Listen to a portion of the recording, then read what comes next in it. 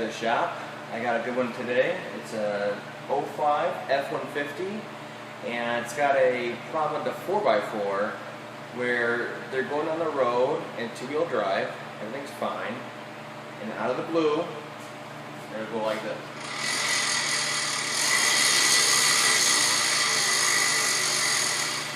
Now you can imagine going on the road, everything's quiet, and then that comes on. It's a lot louder than that, and because of the speed.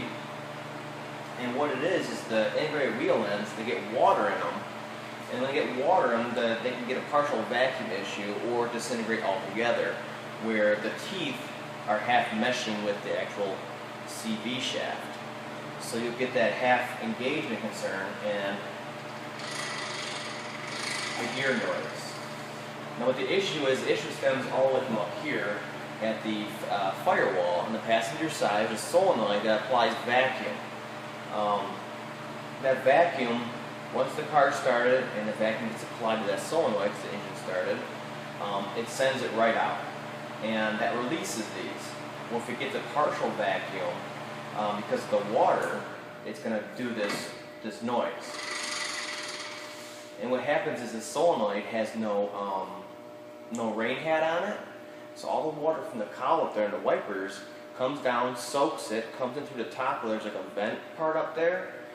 It gets into the solenoid, and then it goes out the lines, the vacuum lines, down to these wheel ends, and that just fills the bladder inside of here with water. And then you start having freezing issues where it's a partial or a no vacuum, and you start getting that noise. So if you had this concern, don't just change the wheel end thinking this is all there is to it.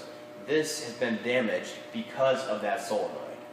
So there's an updated solenoid, and I'll show a video of that real quick at the end. It's got a fully encased in a ring hat. It's in the same location, but it's fully encased in a ring hat, and of course you get a new solenoid, and that's how the new ones come. And that'll take care of that. Besides that, the 4x4 system on here, the vacuum part of it, is pretty darn reliable.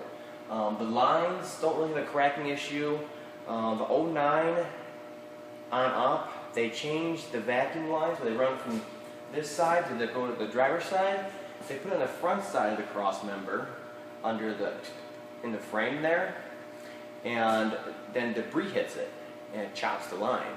And that one you can get a partial vacuum also, which will usually only affect the driver's side. You get this noise. That was stupid on their part, but these ones have it behind that cross member, so it's protected. That's why I say it's not really an issue in 04 to 08s. But these ones do have that water ingestion issue, and once it's in there, these things are packed, you just can't get it out. Besides the fact, these teeth are made to wear, from what I've seen, before the teeth on a CV shaft. It's kind of like the cam synchronizers or distributor, where it goes down, the shaft goes down, the mesh with the camshaft. That one's designed to shear and break under a mesh than the actual camshaft gear. The camshaft gear is hardened more than the shaft sticking down for the synchronizer. And it's the same idea here. This one's $120. I'm sure that half shaft's $200, $300, $400. So they were thinking there. And so this will go first. If not, the actual plastic part will crack from the water maybe freezing and expanding, and it'll crack and cause vacuum leak issues also. So we're going to get right to it, and we're going to change out that vacuum hub. They call it integrated wheel end from Ford, but it's just a vacuum hub. And the way it works is it's on the car like this. There's a thick nipple and there's a thinner one. The thinner one's a vent when it's done, and this one's one that supplies all the vacuum, the thicker one. So you're driving along, and it's sucked in because of the vacuum. So there's a diaphragm inside of there, and then when the vacuum releases, it goes out, and then it meshes the two. This will mesh the two together automatically. And it's got like a bevel teeth on here to kind of auto mesh. When it gets stuck halfway or cocked in there, whatever the issue is, how it failed, it'll do that half mesh. So I think I got a pretty good setup there. I'm using a trans jack, imagine that, for a camera tripod. But it seems to be working just fine. Hopefully I can lower up and down, I can get in here and work with two hands, and we can do this and show you in without too many cuts. And you can see exactly how to do this, and it's very easy if you follow the way I do it. There's very little bolts and nuts involved in getting to these and changing them out. Just certain techniques and tricks that I've learned over the years makes it a lot easier, and I'm relaying that now. Split your wheel off, obviously, to 13/16.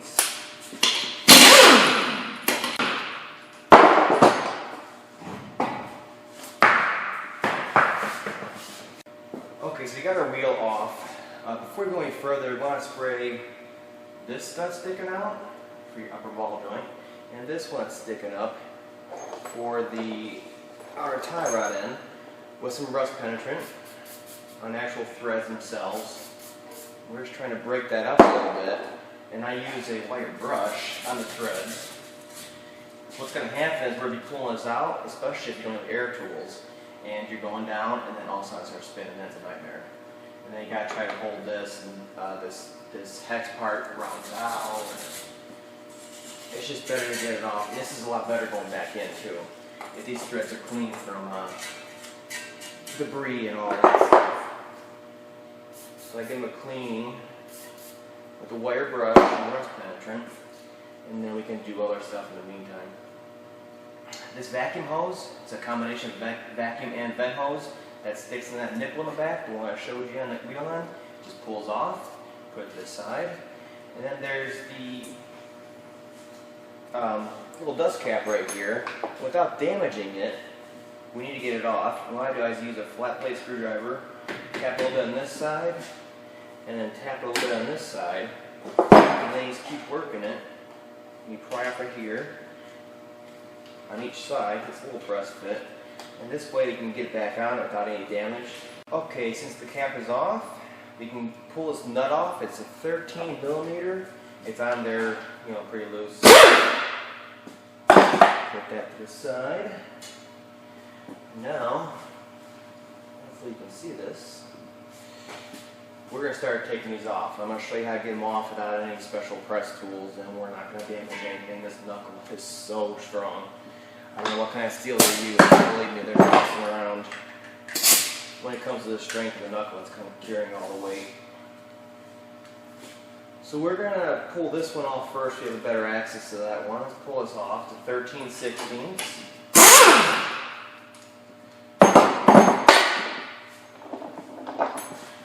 And what we can do is you can tap the side of this pretty good and with a hammer, and it will loosen it in there, and it should pop out on its own without having it hit the top of this.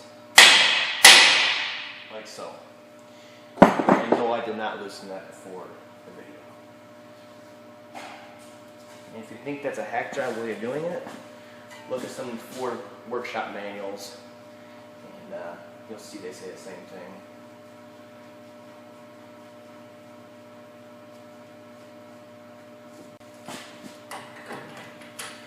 Alright, it's time to pull this upper ball joint nut off. It's also 13/16. Air tools if you got them. Alright, so same thing with this one. To separate it, you don't need no special tools. Just tap on the knuckle and it will separate. It's under tension going this way, so it'll self-release. This will fall forward, and it will go violently, so be ready for it. And you'll be able to see it right here. Kind of holds a little bit.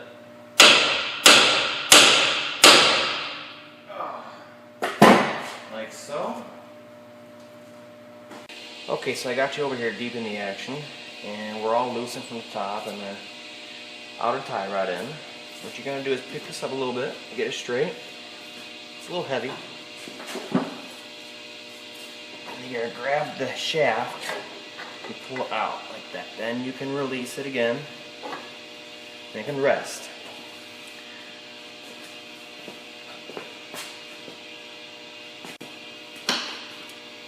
Once that's separated, we got 3 8mm bolts, just like this one right here.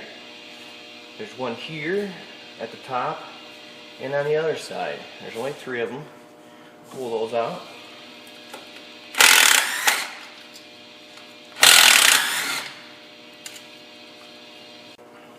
And this thing simply pops out. This is your wheel end. So you're going to take that out.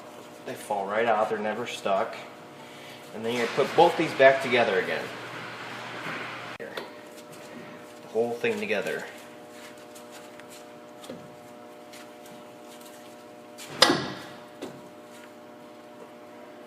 Just like that. It's a little bit of a fight, a little bit of wiggle. And I'll get them out of there. Let's see this one. See that? All water. And that's how they fail. Once this wheel ends out of here, I would take a rag and get all this old grease off of here. Get the bulk of it off.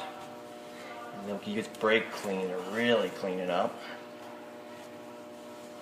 Make sure you don't forget the teeth on here. Shaft. Then use a little bit of brake clean. A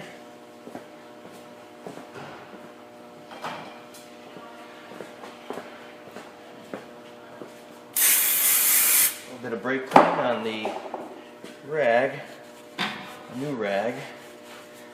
You clean the same area.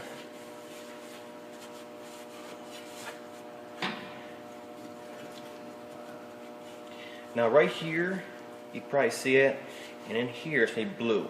That's usually an indication of a bearing that's heating up and failing, and then the blue like the shaft that comes through. This is not a load bearing system. It's like a floating system. These are on all of them. Brand new ones, any ones I've ever taken apart, it's blue here, and right here, and that's just from the factory process. There's no actual failure, so don't freak out about that. Alright, got this cleaned up. Now I need to clean all inside of here on the back side of this bearing. Same way. Just pull the old grease out. And then we'll do a little brake clean in here. And then we'll put fresh high temperature wheel bearing grease in here to coat everything again. Once we get all the old dirt and grease out of here. In the center where the shaft rides through, there's needle bearings in here. Make sure you clean that out too, of the old grease. And we'll obviously put new stuff in there. You need dirt around this flange out of here. So our new wheel end fits real nice. Brake clean. Same way. Oh yeah, now it's really clean.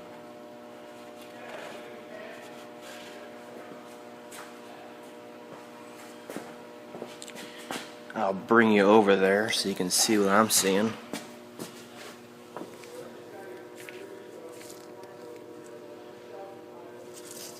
This is what I said I need to make sure we get it all clean, kind of like so. And then here's the needle bearings in here.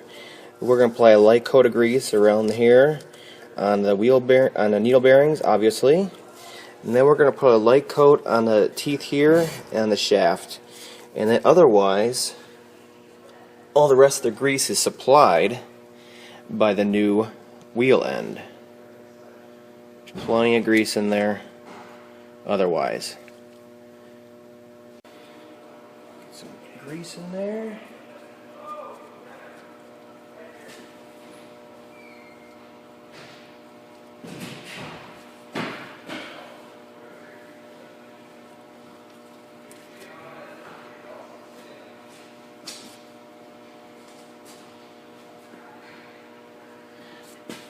Same thing in your shaft. Something like that, not too heavy. Okay, so take your new wheel end and we're going to put it back on here. So we take off the other one, same idea. And then we're going to take this whole thing and get it back into the hold there, same way we took it out. Straighten out your knuckle here and compress it in and turn it, and then it'll separate. And then we're going to put the wheel end into the knuckle. We're going to bolt it down before we go any further with those 8mm bolts. Now there's a torque spec on these if you really wanted to. For bolts this small, I just tighten them down, snug them up, and you'll be just fine.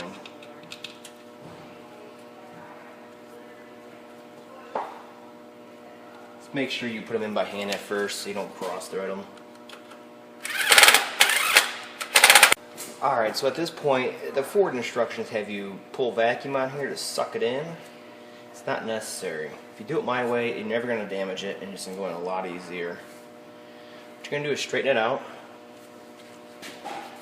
push it back, start splining them, so it goes in like normal, and then up top here,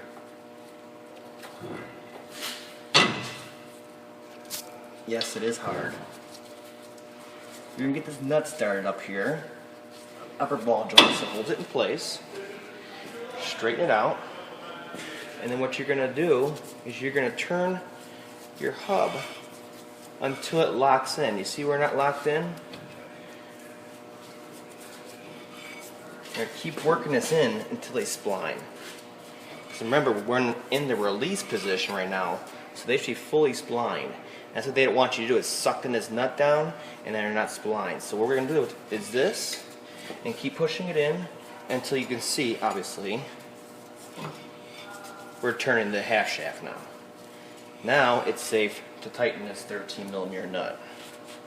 I believe this one is 25 foot-pounds on here. It's very light torque, and just kind of holds the axle in place. And that's about it. So we can snug that down for now and then torque it later. But now we're all back together. Take your vacuum line and put it on there the correct way. Only goes one way. Okay, so here's that nut I told you to put in earlier to hold the knuckle in place while we put the shaft in and meshed it properly. And just put in a couple threads and it'll hold it. Alright, put some Blue Loctite on this nut. And then we're going to put downward pressure onto that ball joint so it doesn't spin. Just stick in between the coil spring here. It's a little bit down, and you'll be able to tighten this without spinning. Once that's tightened, then we got it cinched down so it doesn't spin no more. Then put a torque wrench on there and make sure it's all torqued down. That one is 85 foot-pounds. Then we're going to come back down here to our outer tie rod end. Same thing. Some Blue Loctite. It's a real good idea. Medium strength. And then you can tighten this one down also. Let's push up on it.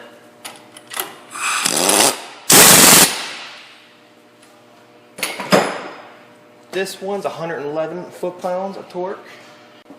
Alright, so make sure this center nut here, this little 13mm, is torqued down to 20 foot-pounds. That is the actual spec. You put your dust cap back on, give it a slight tap.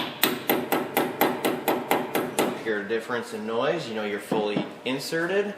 Make sure your vacuum lines back here are clipped back onto your brake line. It might pop off when you start doing all this work. And they'll go back onto your brake line here, just like that. Straighten her back out.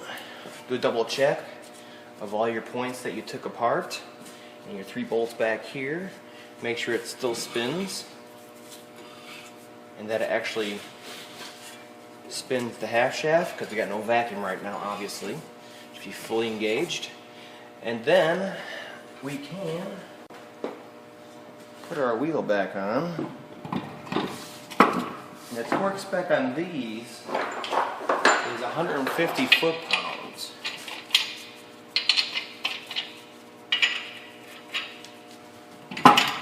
Tighten them in a star pattern. So here's the new vacuum solenoid that controls those wheel ends, and it's right next to the battery. And before, it was just that solenoid in there. Let's get some focus going on here. There we go. It was just this solenoid before, and everything from this wiper cowl came down, dripped onto here, or came down directly, go into here. And you can see where the water's pooling up already from the ice and snow, and it'll go directly onto it. This one, it's got a little box for it, a little home, and it completely covers it, and then there's no way water can get inside of here now because the backside's fully encased too. So this is a permanent solution, and this does fix it.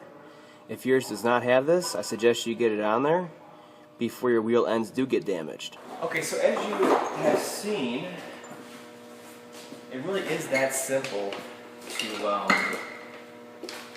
replace one of these. So don't be too scared about it. It's actually really easy compared to other things in this vehicle to do. And you just saw me do it basically in real time. And that's literally how easy it is. You just need to know what to do, how to do it, what's the tricks, and you'll get it done. And you get your 4x4 back together for winter.